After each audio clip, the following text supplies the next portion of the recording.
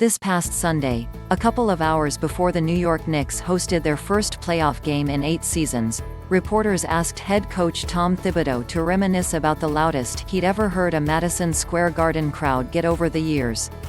The subject matter was typical. "We love a good, world's most famous arena reference, don't we, folks?" But the question was also topical. The Knicks had earned the no. 4 seed and first-round home court advantage.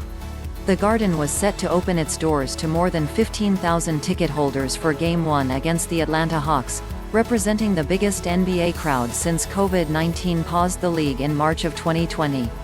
Between all that and Knicks fans' longtime thirst for a return to playoff basketball, the subject of decibel levels was newsworthy. Thibodeau identified a moment of pandemonium from back when he was a Knicks assistant. Larry Johnson recovered a tipped inbounds pass against the Indiana Pacers, fought through contact to drain a long shot with less than 6 seconds left on the clock, then converted the 4-point play to seal Game 3 of the Eastern Conference Finals by 1 point while both Larry Bird and Patrick Ewing looked on from the sideline. It was a beautiful memory, and also a faraway one, the way so many beautiful Knicks memories are.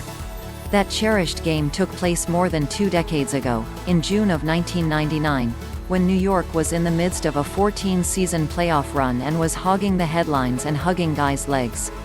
Since '99, the Knicks have cycled through 14 head coaches and made it past the first round of the postseason only twice.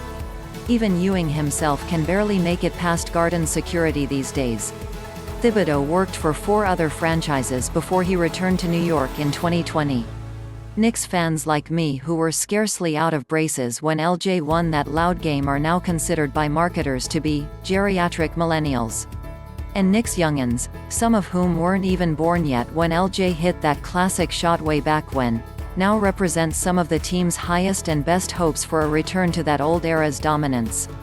Or, perhaps more accurately, given the way Sunday night's game ended, with an excruciating, entertaining 2-point Knicks loss to Atlanta, to that old era's memorable relevance, at least.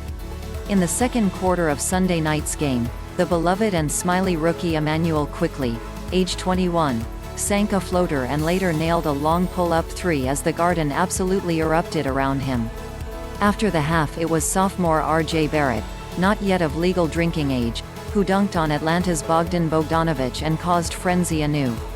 Barrett would later call it a special moment, something that I'll always remember. And in a post-practice press conference on Monday, 23-year-old Knicks rookie Obi Toppin, who grew up in Brooklyn, said that the MSG crowd had been so stoked on Sunday night that he and his teammates felt the floor shaking.